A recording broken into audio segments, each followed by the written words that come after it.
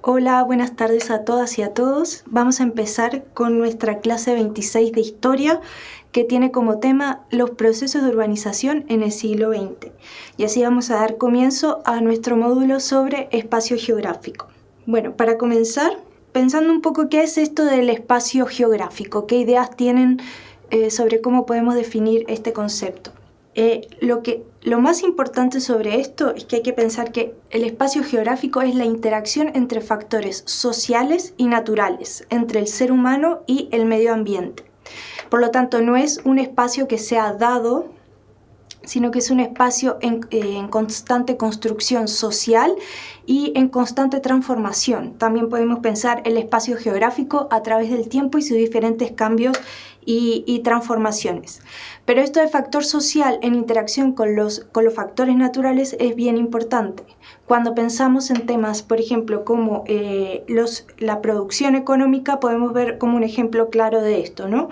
Como el ser humano hace uso de ese espacio para los procesos económicos que van a dar sustento a su vida. Pero no apenas los económicos, también podemos pensar como espacios culturales donde se va a desarrollar diferentes expresiones de cada cultura dentro de un espacio geográfico, que es bien importante pensar eso, que es la interacción entre estos factores sociales y el medio ambiente, y que es construido y transformado a lo largo del tiempo.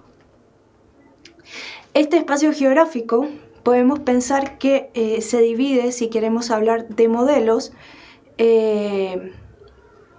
entre espacio urbano y rural, que vamos a caracterizar a continuación. El espacio demográfico tiene que ver con la cantidad de población, pregunta Loreto. Sí, o sea, sí tiene que ver, pero estamos hablando del espacio geográfico. La demografía es, estamos hablando ya sí de la población, pero sí, o sea, el espacio demográfico sí tiene que ver con la población, pero en este momento estamos hablando del espacio geográfico en el cual se desarrolla la vida de esa población. La demografía va a apuntar hacia otras cosas. Como dije anteriormente, el espacio geográfico podemos pensar en modelos de lo urbano y lo rural. No podemos hablar de modelos perfectos, así como esto es lo urbano, esto es lo rural, pero podemos llegar a una aproximación de ellos a través de una caracterización de sus principales elementos que lo van a ir definiendo. Pensando en el espacio urbano, podemos, en comparación con el espacio rural, podemos pensar que tiene una mayor concentración de la población y que esta población se concentra en menores espacios. Y sobre esto volveremos un poquito más adelante a retomar como los problemas, las ventajas y las desventajas en relación a esto. Los espacios urbanos van a tener actividades económicas que van a estar vinculadas más que nada a los sectores secundarios y terciarios. Y podríamos definir también el espacio urbano como aquel que está caracterizado por tener un equipamiento en términos de saneamiento, de infraestructura, de servicios, de comunicaciones, que es un poco más desarrollado en relación al espacio rural. En el espacio rural, por otro lado, tenemos la población que está más dispersa, tenemos una distribución de la población que es más extensiva. Las viviendas se encuentran más aisladas, podemos pensar en encontrar caseríos o aldeas, y las actividades económicas estarán vinculadas más que nada al sector primario. A pesar de las transformaciones que pueda tener el sector rural en las últimas épocas, esta es una de las características fundamentales que van a definir a este espacio rural. Como la clase de hoy es sobre el proceso de urbanización, también es bueno que empecemos a delinear un poco qué es esto de urbanización, y podríamos definirlo como la progresiva concentración de la población en las áreas urbanas, en los espacios urbanos. Y vamos a ir viendo a lo largo de la clase que, además de estar vinculado con un crecimiento poblacional, este crecimiento de las áreas urbanas está vinculado también con una transición de las personas de las áreas rurales a las áreas urbanas. Y algo bien importante es que la aceleración de este proceso es un fenómeno contemporáneo. O sea, podemos pensar que tiene una aceleración continua, tiene una aceleración a lo largo de todo el siglo XX, y que es un proceso que continúa en algunas regiones del mundo en el siglo XXI. Ahí están preguntando en el chat cuál es el sector primario. El sector primario, como bien dice Carolina Olivares, está relacionado con la extracción, con las materias primas. El secundario está relacionado con la manufactura de esas materias primas, y el terciario está vinculado como al sector servicios, para hacer como un breve repaso de eso y continuar. ¿Por qué se da este proceso de urbanización? En primer lugar, podríamos destacar que existe una mayor concentración del trabajo y de los servicios en las áreas urbanas. Podemos pensar de que hay una mayor oferta laboral, y a su vez también vemos que hay una mayor oferta educativa, cultural y de salud en las áreas urbanas, que generan cierto desplazamiento de personas también. La urbanización también está vinculada con los crecimientos de la población, con el aumento poblacional en nivel general, y algo bien importante es que está vinculado también con la industrialización, que va a generar migraciones de tipo campo-ciudad. Aunque también a este proceso de urbanización podríamos, para pensar en épocas más actuales, pensar que no solo de campo-ciudad, sino también que podemos pensar el fenómeno migratorio de manera general, también como el crecimiento de ciertas ciudades como Santiago de Chile, o también podemos pensar en Buenos Aires con migraciones regionales que exceden al país. Pero principalmente vamos a estar concentrándonos en la idea de migración campo-ciudad. En el siglo XX, pensando ya en realidad desde finales del siglo XVIII, vamos a hablar de como dos grandes momentos de urbanización, y tenemos aquel que empieza a finales del siglo XVIII en Gran Bretaña con la Revolución Industrial, que se va a desarrollar durante todo el siglo XIX. Entonces, esta revolución industrial, una de las consecuencias que tuvo fue grandes desplazamientos de personas desde el campo a las ciudades.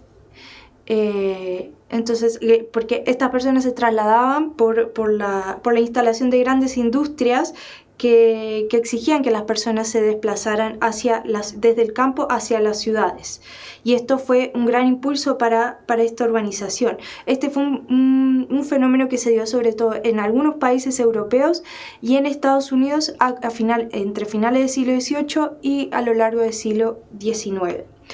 En un segundo momento, y trasladándonos un poco del escenario, tenemos un proceso de urbanización posterior a la Segunda Guerra Mundial, que va a tener como principales escenarios América Latina, Asia y África. Y en este momento podríamos recordar también que en América Latina estamos con los modelos ISI, con la implantación de los modelos ISI en algunos países de industrialización por sustitución de importaciones, que no es objeto de esta clase como discutir, pero sería bueno recordar y situarlo en el tiempo y vincularlo con estos procesos de urbanización. Si bien este modelo ISI de transformar la base productiva de la economía de una más vinculada al sector primario a una más vinculada al sector industrial, tiene grandes críticas, y podremos en otro momento pensar si funcionó, si no funcionó, cuáles fueron sus errores. De cualquier manera potenció cierta industrialización que en el caso de América Latina generó grandes desplazamientos humanos hacia las ciudades, hacia las grandes urbes. Pero sin embargo, este proceso en América Latina, ya ubicándonos hacia mitad del siglo XX, es de una industrialización poco organizada, lo que genera cierta desorganización en la instalación en aquellas ciudades, y también tiene no fue apenas la industrialización que generó los desplazamientos humanos hacia las ciudades, sino que también las malas condiciones de vida en el campo, en el sector rural, generaron que las personas fueran a buscar otras oportunidades a los espacios urbanos. Entonces, en el siglo XX podríamos pensar, en el siglo XIX y XX podríamos pensar en estos dos grandes momentos y dos grandes escenarios. Por un lado, la urbanización producida por la revolución industrial, por la instalación de fábricas y por el impulso a este sector económico en Europa, Estados Unidos, principalmente en países como Inglaterra o Alemania, y en un segundo momento, luego de la Segunda Guerra Mundial, tenemos escenarios como esta urbanización se traslada hacia escenarios como América Latina, Asia y África. Aquí en esta tabla podemos ver una evolución de la población urbana a nivel mundial a lo largo de todo el siglo XX. Podemos ver que para el año 1900 un 13% de la población mundial vivía en espacios urbanos. En 1950 un 29,1% vivía en espacios urbanos.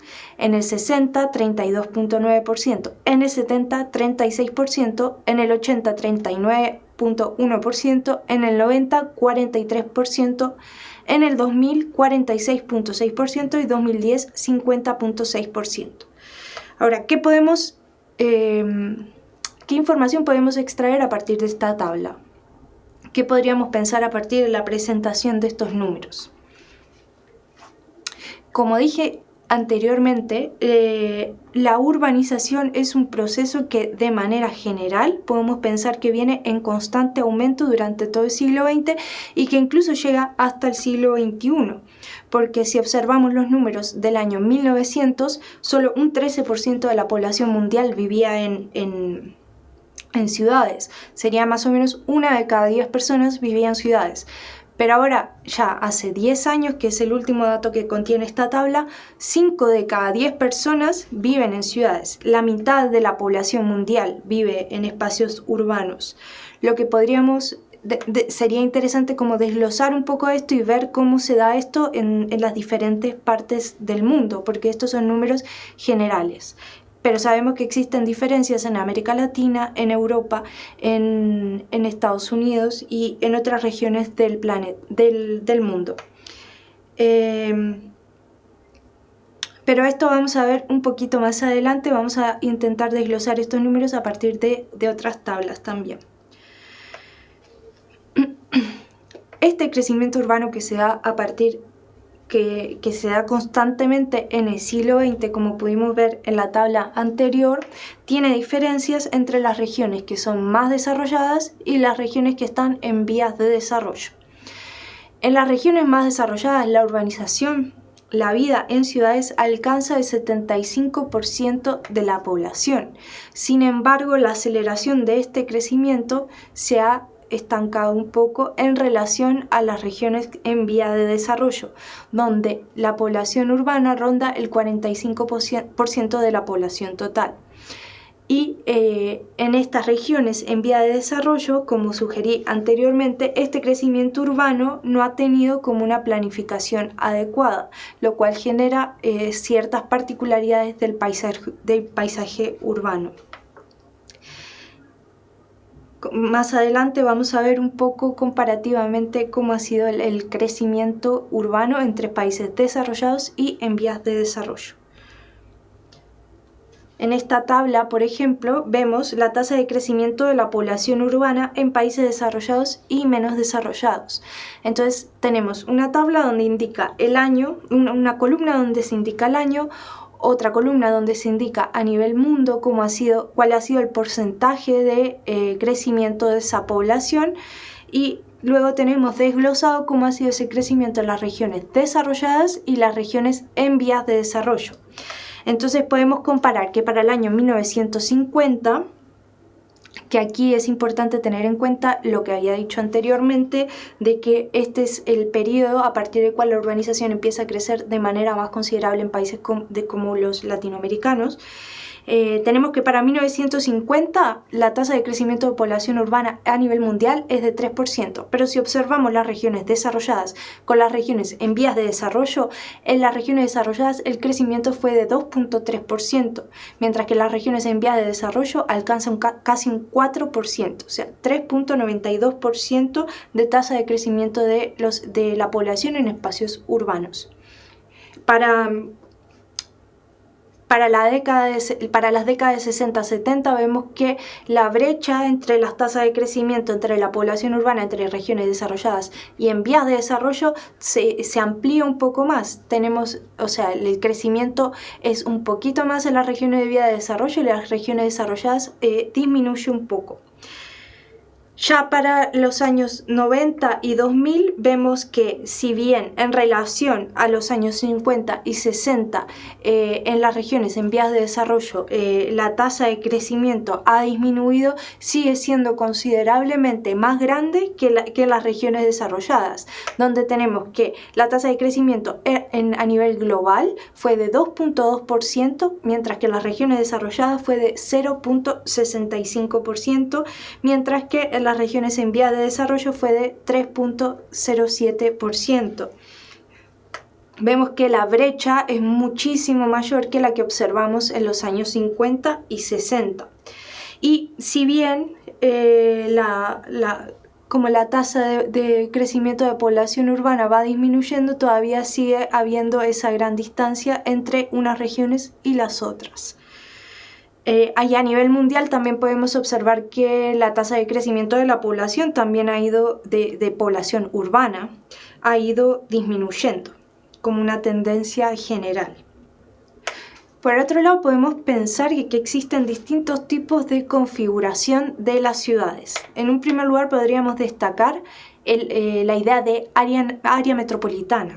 ¿Qué es un área metropolitana? Sería una ciudad núcleo que se fusiona con ciudades más pequeñas que quedan alrededor.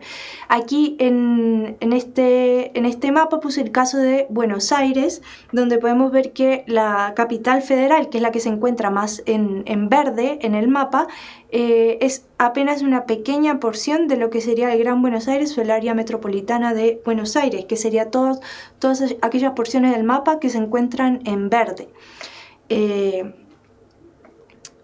Esto lo podemos observar también en ciudades grandes, de grandes dimensiones como San Pablo o Santiago de Chile, pero también podemos encontrar áreas metropolitanas en ciudades de menor tamaño, como por ejemplo Montevideo o Asunción, pensando en ciudades de la región sudamericana.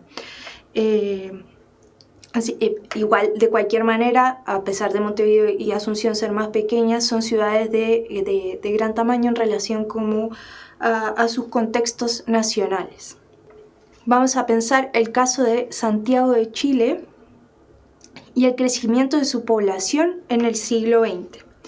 Aquí en esta tabla podemos observar cómo ha crecido la población de Santiago desde 1907 hasta 2017, donde son los datos del último censo que tenemos. Entonces tenemos una columna donde menciona el año, otra columna donde está la población de Santiago, otra columna donde está la población de Chile y en la última columna tenemos el porcentaje de la población de Santiago en relación a la población de Chile en contexto general. Entonces vemos que para 1907 el Santiago de Chile representaba un 10% de la población total del país. Ya para 1940, aproximadamente 30 años después, vemos que el porcentaje de gente que vivía en Santiago de Chile se duplica y llega casi a 20%, con un 19%. Y vemos que esto es una tendencia que va en aumento a lo largo de todas las décadas, ya que para los últimos datos registrados del último censo de 2017 tenemos que un 40% de la población total del país vive en Santiago de Chile o en su área metropolitana. Entonces, igual esto es una idea que vamos a retomar más adelante con la idea de metrópoli, de qué es una metrópolis y cómo podemos caracterizarla. Por otro lado, tenemos otro tipo de formaciones urbanas que son las conurbaciones, que son ciudades que se encuentran muy próximas y que están en estrecho contacto entre ellas y sus límites son bastante difusos, pero de cualquier manera se mantiene que de un lado es una ciudad y del otro lado es otra. Y en el caso de Chile tenemos varios ejemplos de esto, como pueden ser Viña del Mar y Valparaíso, como conurbación, La Serena, Coquimbo, más al norte, y más hacia el sur tenemos Concepción, Talcahuano. Son ciudades que han crecido y sus límites ya llegan a a estar en constante contacto entre ellos, al punto de que cuando nos trasladamos de una ciudad de estas hacia la otra, no tenemos una idea clara, más allá de que haya un cartel o algo que nos explicite, de cuándo empieza una y cuándo termina la otra. Esta es la idea de conurbación. Por otro lado tenemos las megalópolis, que son grandes concentraciones urbanas, grandes extensiones de espacios urbanos que albergan millones y millones y millones de personas. Son ciudades que han crecido mucho y que se encuentran también fuertemente interconectadas y que tienen una gran densidad poblacional. Son paisajes urbanos continuos que tienen una enorme extensión, y podemos pensar del caso de Boston, Washington, que es el que se encuentra en el mapa, que incluso tiene un nombre propio para referirse a esta megalópolis, que es Boswash. Y también en el espacio sudamericano podríamos pensar en megalópolis como Río de Janeiro o San Pablo. Río de Janeiro y San Pablo como megalópolis. Aunque también tenemos otros ejemplos en Estados Unidos, además de este Boston, Washington, pero vamos a remitirnos apenas a estos dos para ejemplificar la idea de megalópolis. Como dije anteriormente, también debemos pensar la idea de qué es una metrópolis y cómo podemos caracterizarla. Las metrópolis son ciudades que ejercen gran influencia tanto en su región como a nivel internacional. También es una posibilidad de que lo hagan. Entonces tenemos distintos tipos de metrópolis, porque tenemos aquellas metrópolis que ejercen una influencia a nivel nacional, como podemos pensar en las capitales, o no necesariamente las capitales, porque en este caso está Santiago de Chile, pero también podemos pensar en metrópolis como Guayaquil en Ecuador o San Pablo en Brasil, que no necesariamente son las capitales del país, que se concentran múltiples actividades administrativas. También hay una gran concentración de actividades económicas. A veces, no en todos los casos, los poderes gubernamentales se encuentran en estas ciudades, y las instituciones públicas de influencia nacional las podemos encontrar en estas metrópolis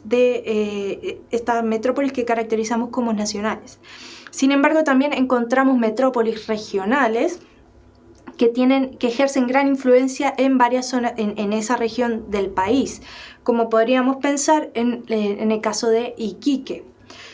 Para pensar en el caso chileno. Y por otro lado tenemos metrópolis internacionales cuya área de influencia excede al país en el cual se encuentran. Entonces podemos encontrar dentro de estas Tokio, podría ser otro ejemplo, París, podríamos pensar también en Nueva York, en Londres, también como metrópolis de influencia que excede al país y cuyas decisiones a veces no solo afectan a esa ciudad, a ese país, sino a todo el contexto global en el que se encuentra.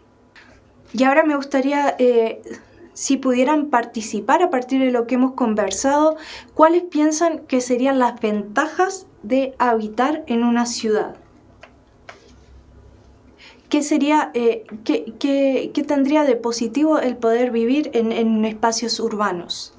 ¿Qué se les podría ocurrir? ¿Qué sería? Bueno, mientras van pensando, muy bien, mayor acceso a servicios, más trabajo, perfecto. Sí, ¿qué más podríamos pensar? La globalización. Eso es un tema que vamos a conversar en otra clase más adelante sobre el tema de la globalización, pero sí puede estar en estrecho contacto, aunque no exclusivamente, con el tema de la ciudad. Mejor comunicación, perfecto. Muy bien, todas esas cosas podríamos pensarlas como ventajas de vivir en la ciudad. Podríamos pensar que tenemos servicios especializados en el área de educación, en el área de salud. Perfecto, acá justo lo estaban diciendo, servicios básicos de salud. No es que en los espacios rurales no haya servicios de salud o servicios educacionales, pero podemos tener una mayor gama de ofertas de servicios más específicos en este tipo de áreas. Por ejemplo, también tenemos como una mayor oferta laboral y en general, pero no es exclusivo de las ciudades, hay mejores expectativas de ingreso. Aunque esto no es exclusivo de las ciudades, porque podemos encontrar grandes ingresos de salarios en los espacios rurales, pero la tendencia es que los ingresos sean más altos en las áreas urbanas. Como mencioné anteriormente y como ustedes también mencionaron, mayor oferta educativa. Por algo vemos que es muy común que los jóvenes de áreas rurales se trasladen hacia las grandes ciudades para cursar sus estudios terciarios. Y eso es como una tendencia en toda la región. También tenemos una mayor oferta cultural. Podemos ver que en las ciudades pueden existir teatros, cines, intervenciones urbanas de varios tipos que no encontramos con tanta frecuencia en los espacios urbanos. También tenemos mayores obras de infraestructura. Entonces tenemos la mayoría de las calles pavimentadas, tenemos carreteras, tenemos edificios, tenemos hospitales que pueden tener mayor equipamiento para ciertos tratamientos, por ejemplo, y también tenemos una mejor estructura vial y de comunicaciones. Entonces hay metro, hay micros, hay taxis, que no necesariamente existe esta misma oferta en los espacios urbanos.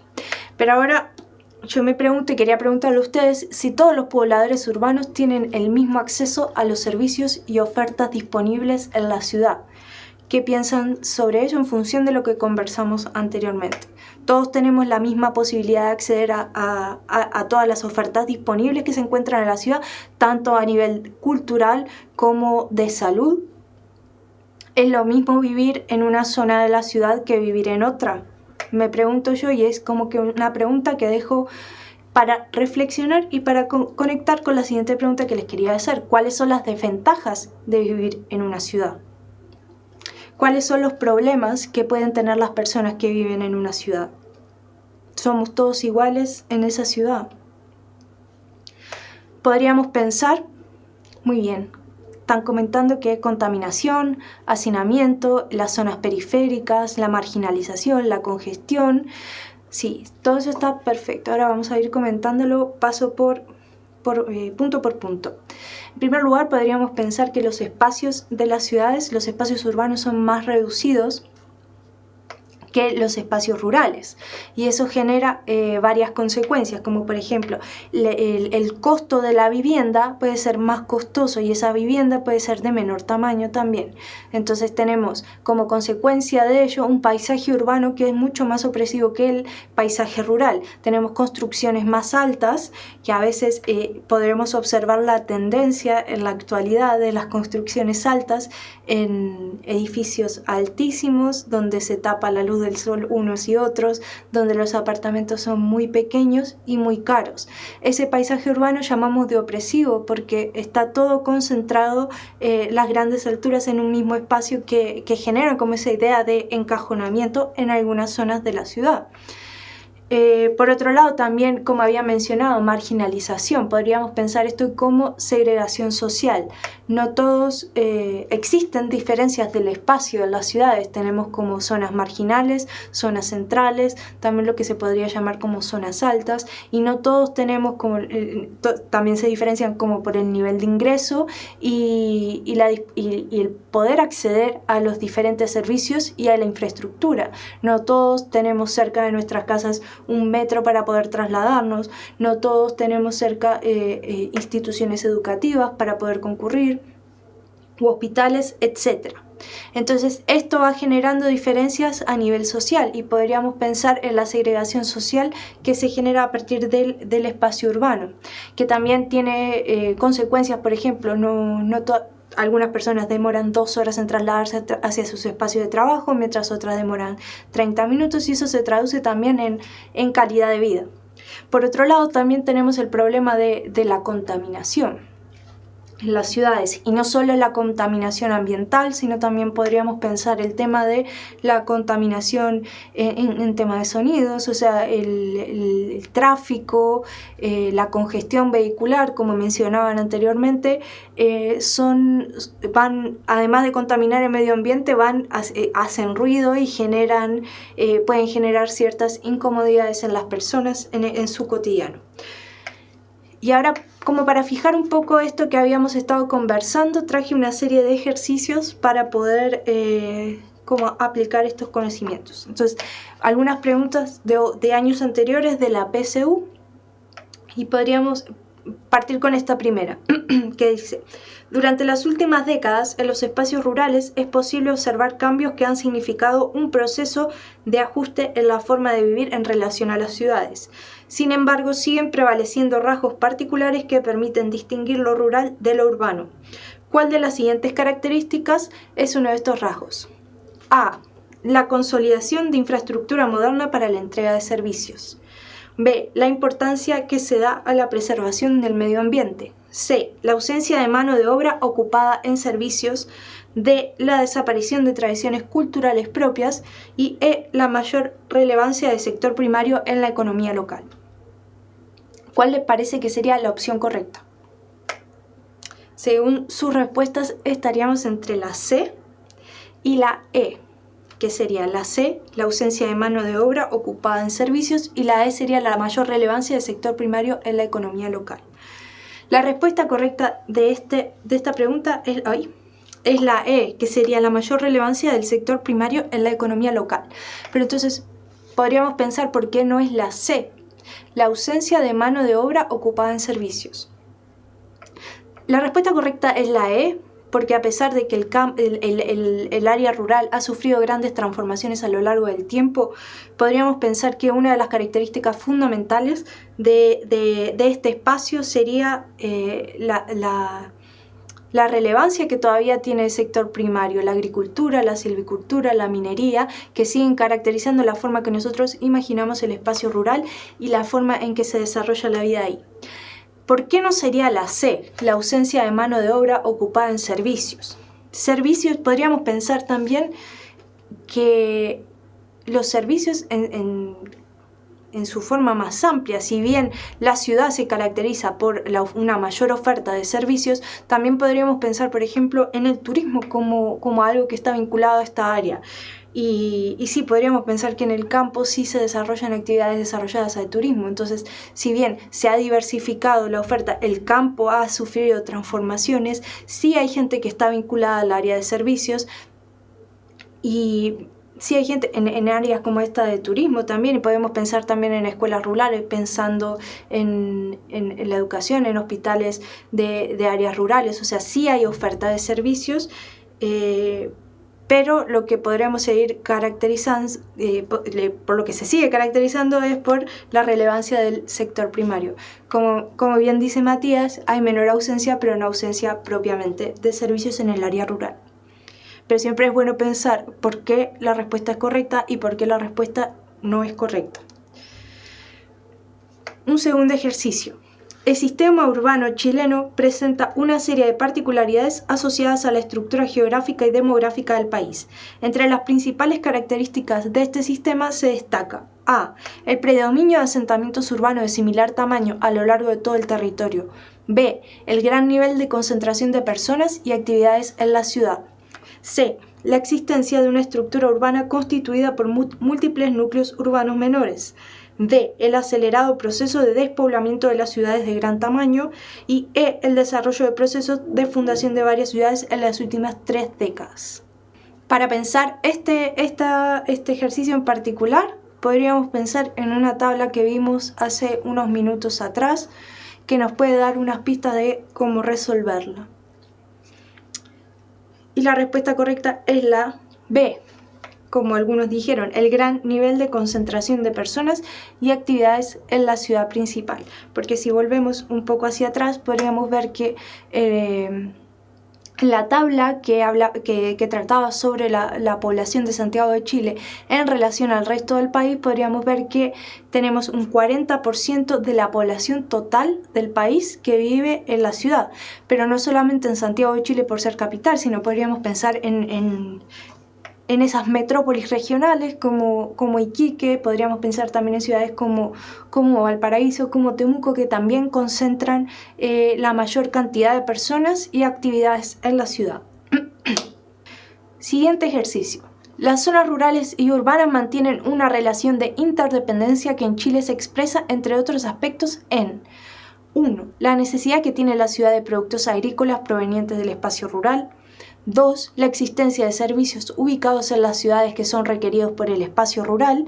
3. La presencia de áreas verdes al interior de las ciudades. Las posibles respuestas son A, solo la 1, la cantidad de productos agrícolas, la dependencia de los productos agrícolas; B, solo 2, los servicios de las ciudades; C, solo 1 y 2, los productos agrícolas y los servicios de las ciudades; D, 1 y 3, E, solo 2 y 3. Tomamos unos segundos para pensar. La mayoría está diciendo que es la C, y sí, es la C, que solo 1 y 2. Las zonas rurales y las urbanas interdependen entre sí mismas por la necesidad de productos agrícolas provenientes del espacio rural y la existencia de servicios ubicados en las ciudades que son más requeridos por el sector rural.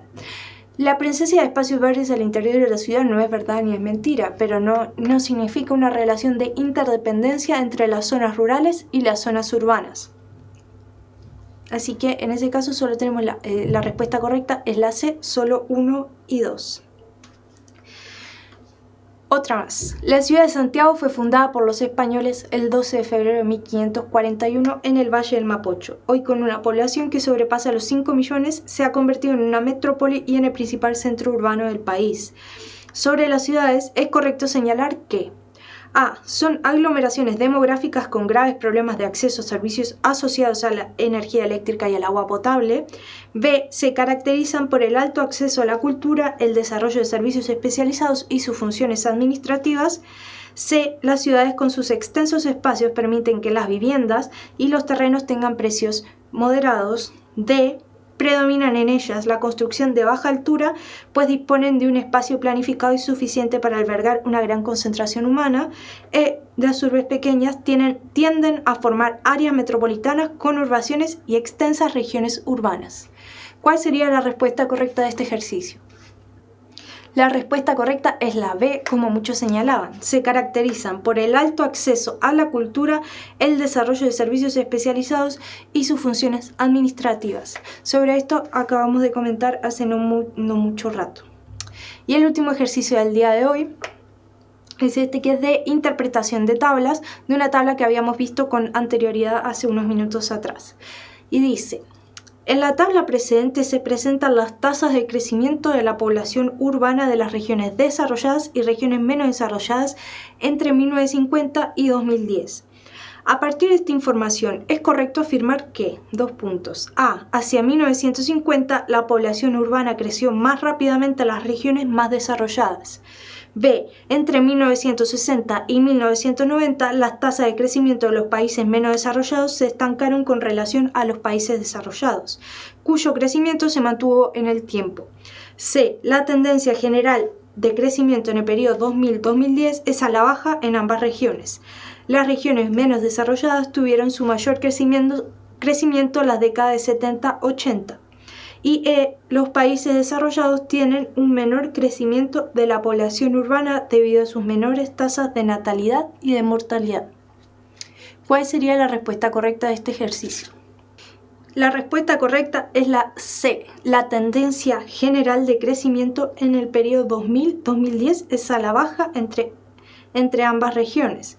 Ahí podemos ver que a nivel mundo tenemos en este periodo 2% de tasa de crecimiento de la población urbana, mientras y si desglosamos esto en las regiones desarrolladas tenemos un 0,57 y un 2,65, que en relación al periodo anterior del 90 a 2000 baja de 0,65 a 0,57 en las regiones desarrolladas y de 3 a 2,65% en las regiones menos desarrolladas.